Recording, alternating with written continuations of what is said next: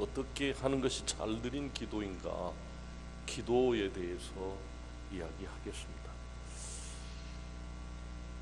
많은 기도들이 있는데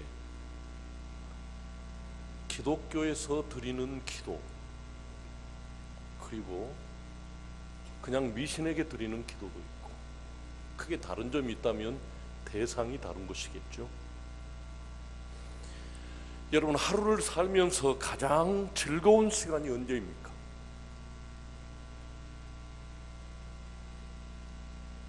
한 찬송가 작시자는 기도하는 시간이 가장 즐겁다. 내 기도하는 그 시간, 그때가 가장 귀하고 즐겁다고 노래했습니다. 일단 기도는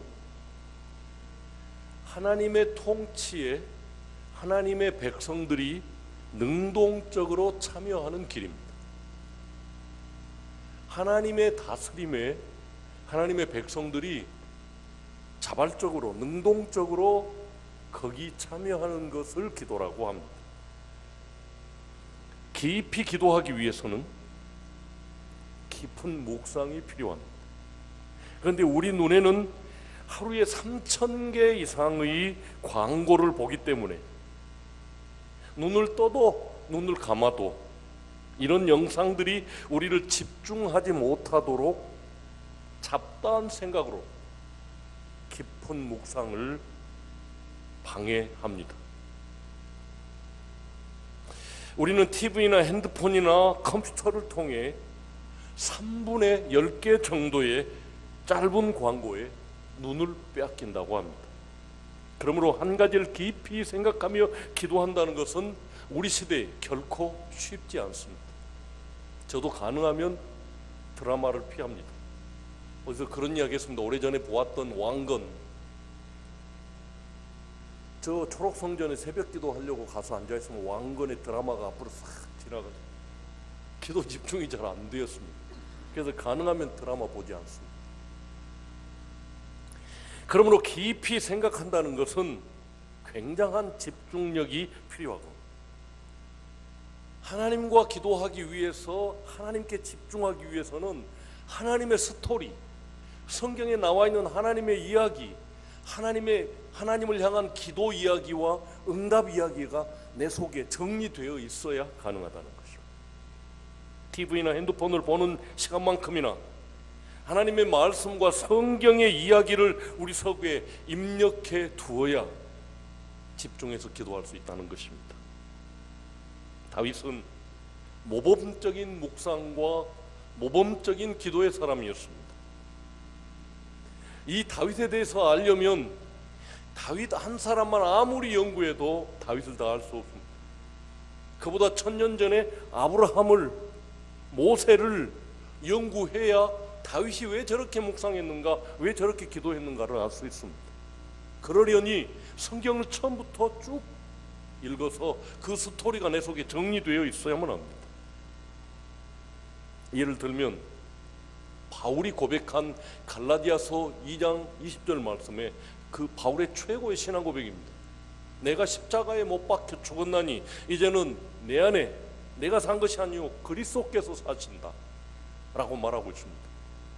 바울의 이 고백 속에는 구약 1000년의 이야기가 다 들어있다고 합니다.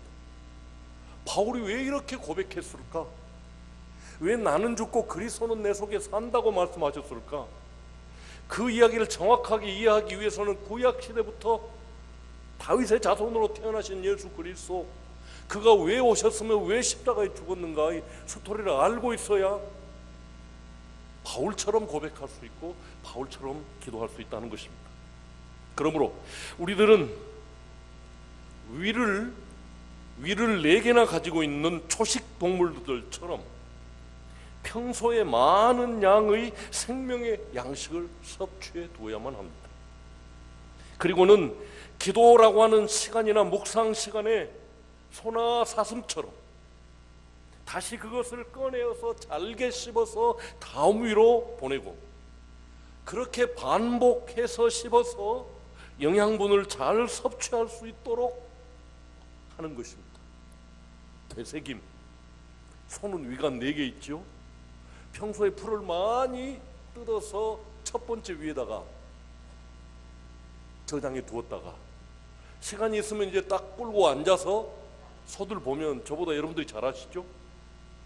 일 삼아서 씹지 않습니까? 다음 위로 보내고 또 꺼내서 다음 위로 보내고. 그러므로 이런 되새김을 위해서 먼저 많은 양의 음식, 곧 생명의 말씀을 섭취해 두는 것이 먼저 우리가 해야 할 일인 것입니다. 그러므로 이렇게 기도 시간이 즐거우려면 그 기초가 튼튼해야 된다는 것이죠. 미리 많이 뜯어 먹어서 하나님의 말씀의 스토리를 내 속에 정리해 두고 있어야 즐거운 기도 시간을 가질 수 있다는 것입니다.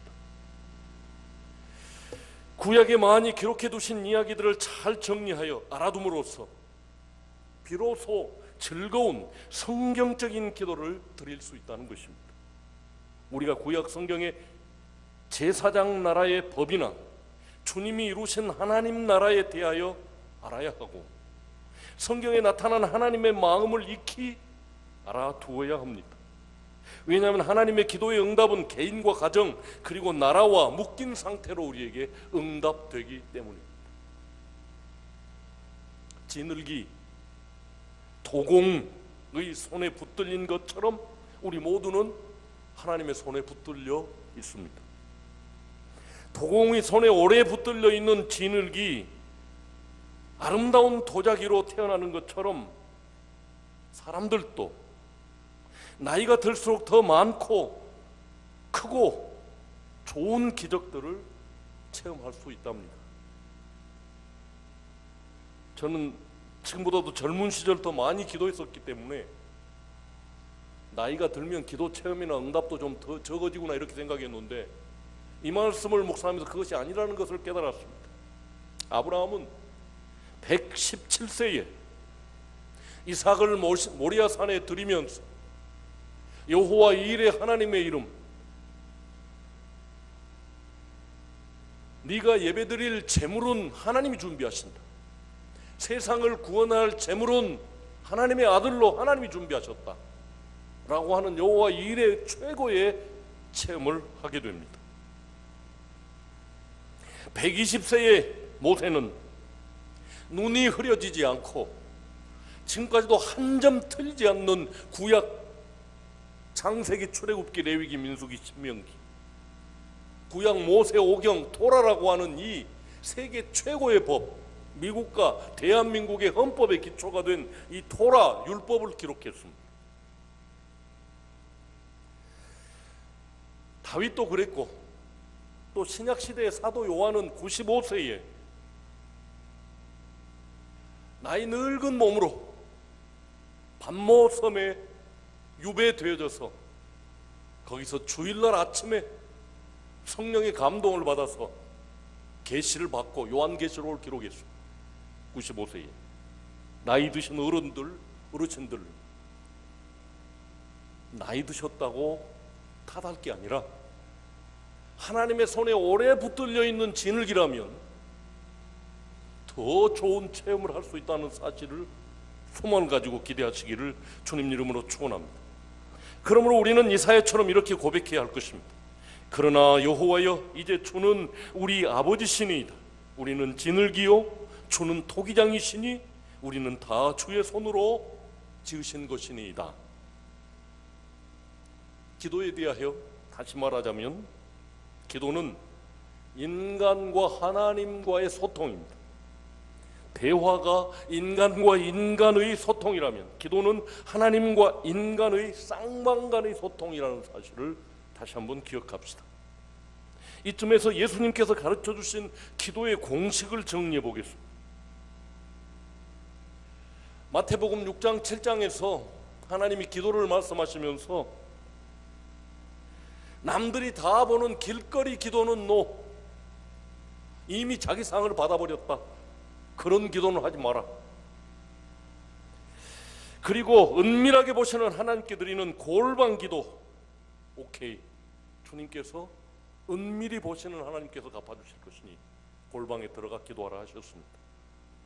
많은 말을 많이 하여 들을 줄로 알고 드리는 중언부언의 기도도 하지 말라라고 금하셨습니다. 그러므로 마땅히 말을 적게 하라고 합니다. 그리고 주님께서 추천하신 기도는 우리의 구할 것을 미리 아시는 천부 우리 하늘의 아버지가 계시다는 사실을 믿음을 가지고 기도하러 나오라는 것입니다. 내가 구하기 전에도 내 필요를 아시는 우리 아버지가 하늘에 계시다는 믿음을 가지고 나와서 기도하라고 가르쳐 주셨습니다. 마지막으로 주님은 기도할 때 하나님을 아버지라고 부르며 기도하라고 하죠. 하나님이 내 아버지십니다. 내 보호자십니다. 부성애를 가지고 내게 공급해주고 싶으신 그런 분이라는 사실을 믿고 나오라고 했습니다. 또한 주님께서는 친히 가르쳐 주신 기도문에 기도에 5가지 공식을 넣어 놓으셨습니다. 우리가 잘 아는 주기도문 속에 들어있는 기도의 공식입니다. 첫 번째는 아버지의 이름이 거룩히 여김을 받으시오며 라고 기도하라고 하십니다. 기도할 때마다. 두 번째는 아버지의 나라의 통치가 이 땅에 이루어지기를 위해서 기도하라고 했습니다. 하나님이 나를 다스려 주옵소서, 나는 하나님의 통치에 온전히 순종하는 사람이 되게 하옵소서 기도하라는 것입니다. 세 번째는 아버지의 뜻이 하늘에서 이루어진 것처럼 이 땅에서도 이루어지게 하옵소서라고 기도하라고 했습니다. 우리가 기도할 때에 하나님의 뜻이 이 땅에서 이루어지기를 위해서 나는 어떻게 해야 될 것인가를 기도하고 생각해야 될 것입니다. 그렇게 기도한 후에 비로소 그리스도인으로서 살아감에 있어서 매일 필요를 구하라고 하셨습니다. 일용할 양식을 구하고 죄 용서함 받음을 시험에 들지 않게 하심을 위해서 기도하라고 가르쳐 주셨습니다. 마지막으로 모든 영광이 오직 하나님 아버지께 돌려지기를 위해서 기도하라고 가르쳐 주셨습니다. 이렇게 살펴본 것들을 종합하여 기도 공식 5가지를 정리할 수 있습니다. 첫 번째는 기록된 말씀을 공부해 두어야 합니다. 하나님과의 쌍방기도, 쌍방소통이기 때문에 그냥 내 필요만 가지고 하나님 앞에 나가는 것은 기도가 아니라는 말씀입니다. 하나님이 원하는 것이 무엇이고 하나님 나라와 하나님의 뜻이 이 땅에 이루어지기 위해서 나는 어떻게 기도해야 할 것인가가 정리되어 있어야 된다는 것입니다. 이전에 역사하신 하나님의 이야기를 묵상해서 알고 있어야 합니다. 아무것도 모르면 아무것도 요구할 수 없습니다. 아는 만큼만 구할 수 있기 때문입니다. 두 번째는 인생들의 삶에는 수많은 어려움들이 다가옵니다. 그러므로 우리는 우리 삶의 현실과 직면해야 합니다. 철저하게 솔직하게 우리의 어려운 현실과 대면해야만 합니다. 결코 피하지 말고 직면하여 깨닫든지 밟든지 우리에게 다가온 문제를 정복해야 할 것입니다. 셋째는 성경에 비추어 나의 어려운 현실의 문제를 해결해 달라고 하나님께 기도하는 것입니다. 기록된 성경의 이야기와 나의 지금의 이야기가 만나야 된다는 것입니다.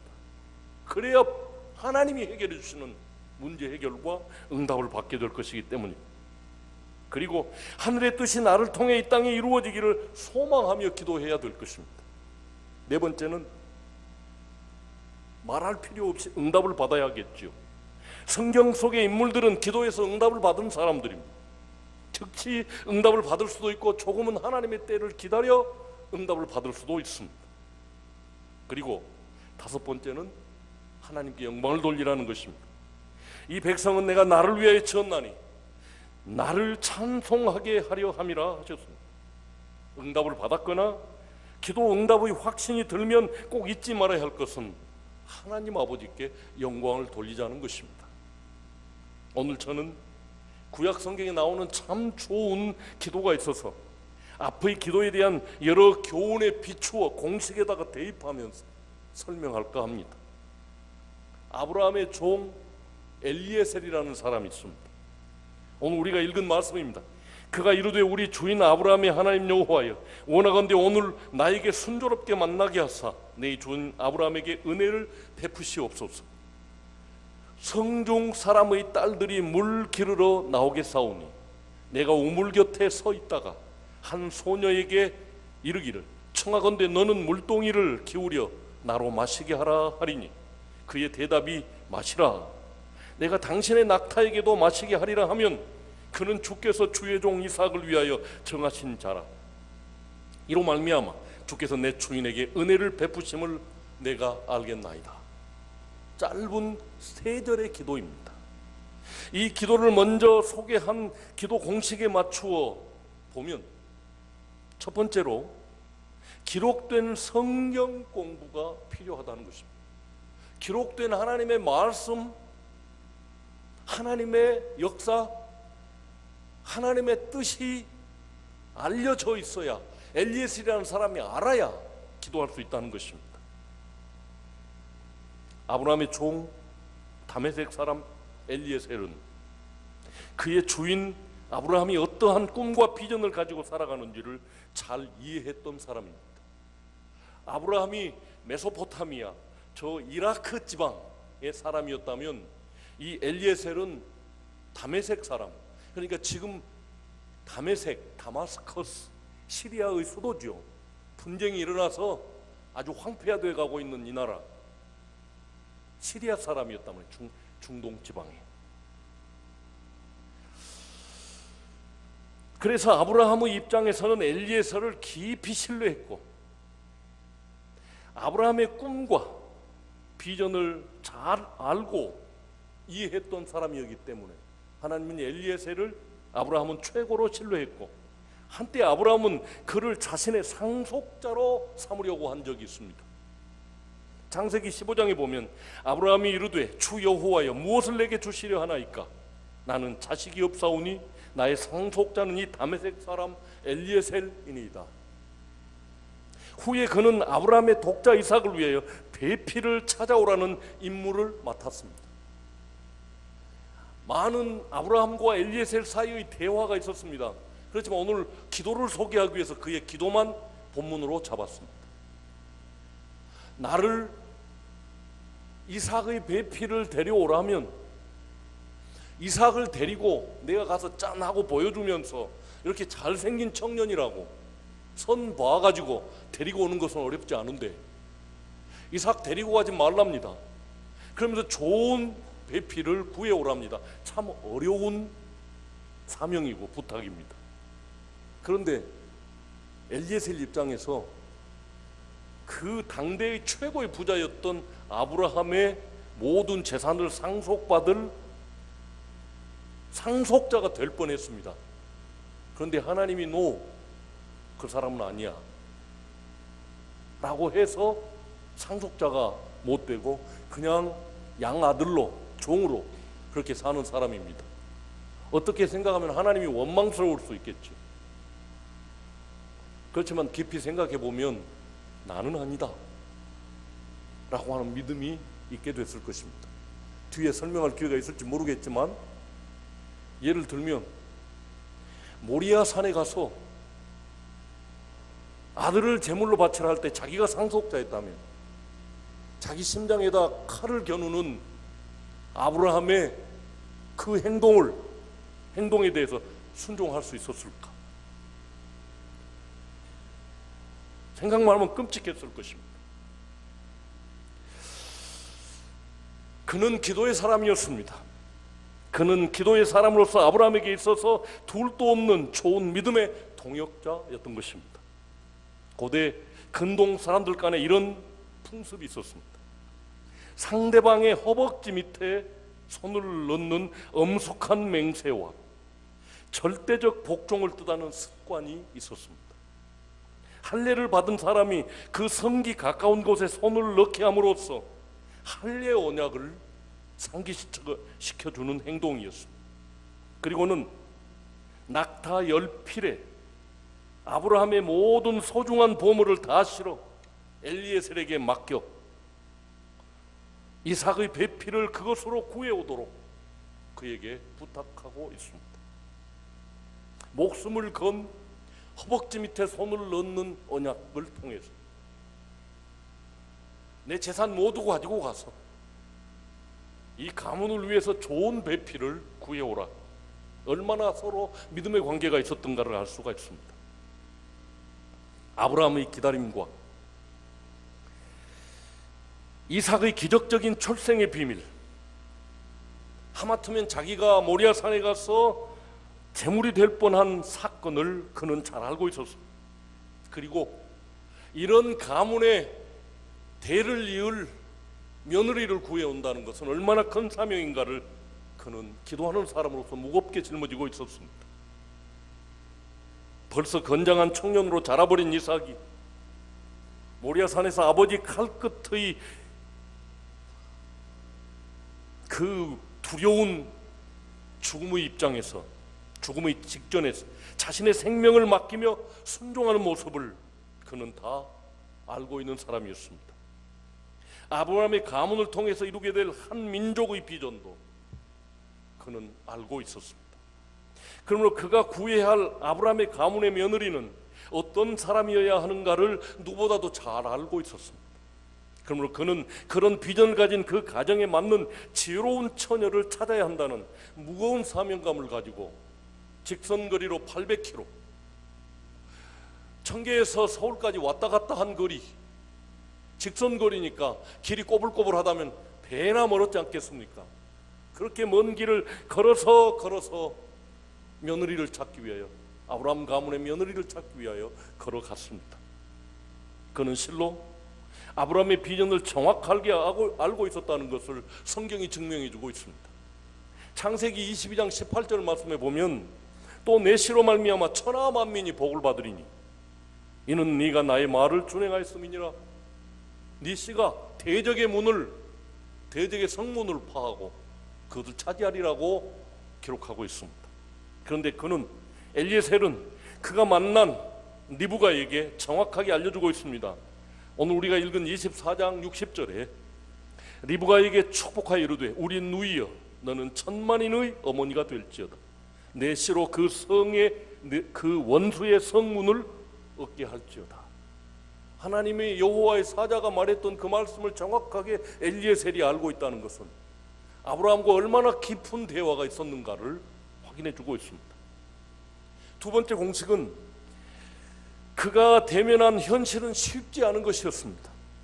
그래서 아브라함의 종 엘리에셀은 세 번째 공식인 성경에 비추어 현실의 문제를 하나님께 기도하고 있습니다.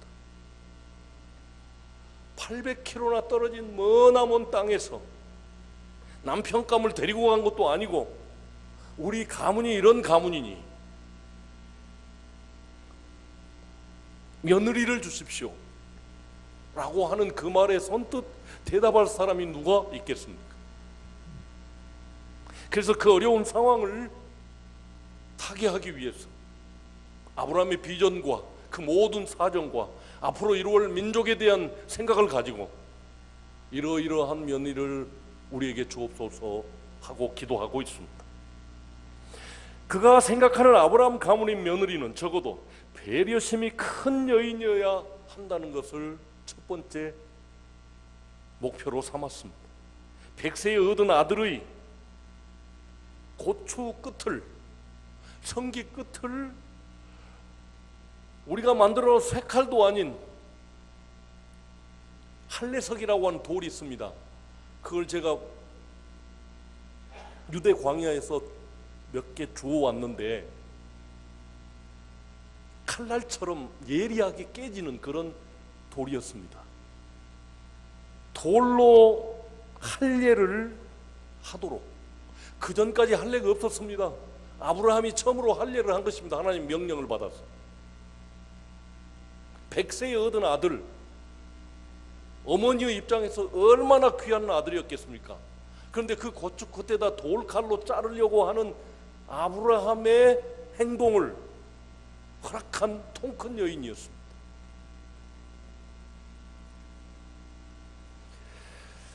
이삭을 모리아산에 바치는 것도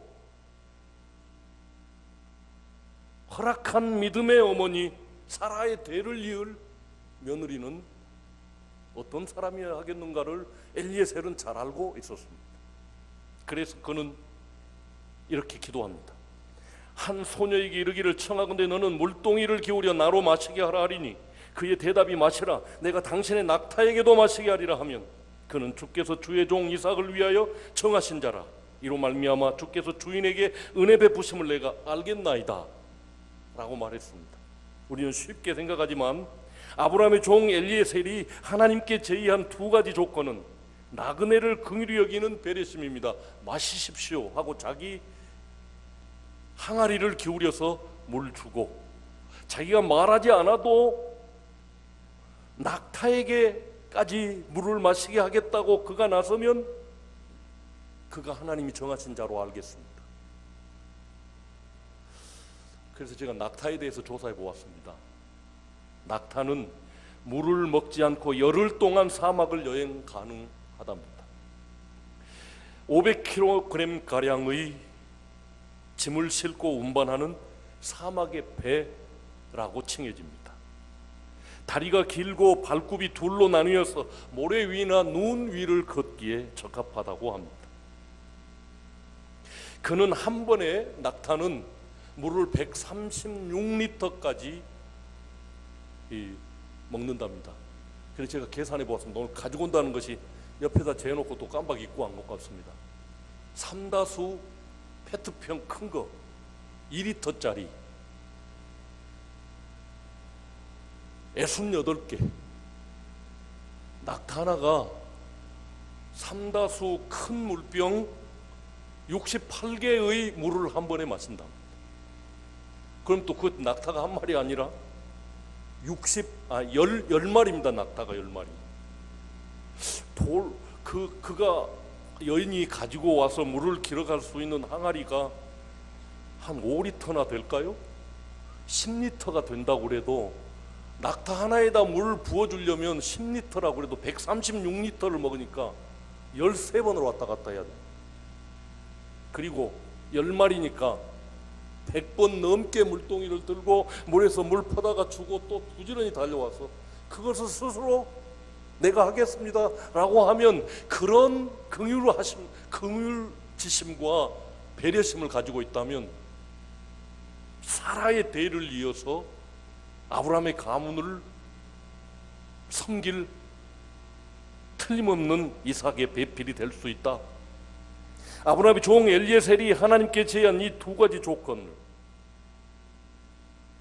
충족하는 처녀를 만나면 그가 기도의 응답인 줄로 알겠습니다 라고 말했습니다.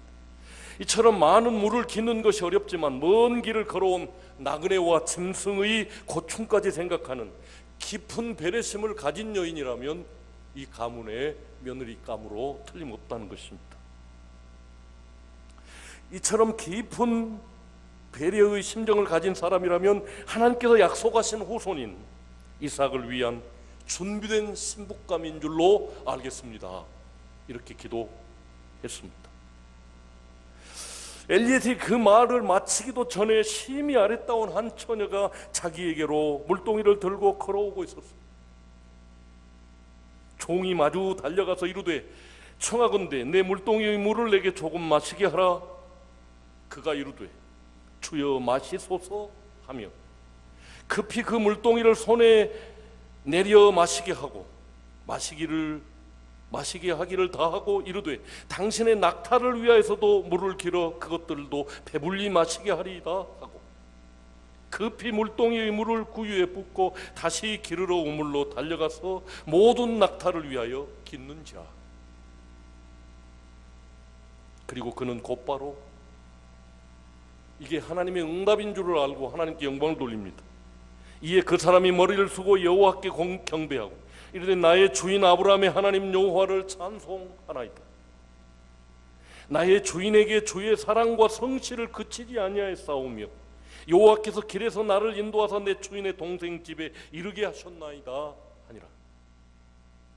하나님께서 기도의 가장 좋은 샘플로 성경 가장 앞에 엘리에셀의 기도를 소개하셨습니다. 이렇게 기록해 두신 이 엘리에셀의 기도는 우리에게 참 좋은 기도의 샘플이며 교훈을 줍니다. 먼저 엘리에셀은 아브라함과 하나님과의 관계를 정확하게 알고 자기에게 맡겨준 어려운 사명을 잘 감당한 사람이었습니다. 그가 아브라함의 비전과 하나님이 그에게 나타나서 아브라함을 어떻게 인도하셨고 어떤 어려운 일에서도 아브라함이 그것을 순종했고 100세 얻은 아들까지도 하나님께 바쳤다는 사실과 그 아들을 통해서 한 민족을 이룰 계획을 다 알고 있지 못하다면 이런 며느리를 주옵소서 기도하지 못했을 것입니다.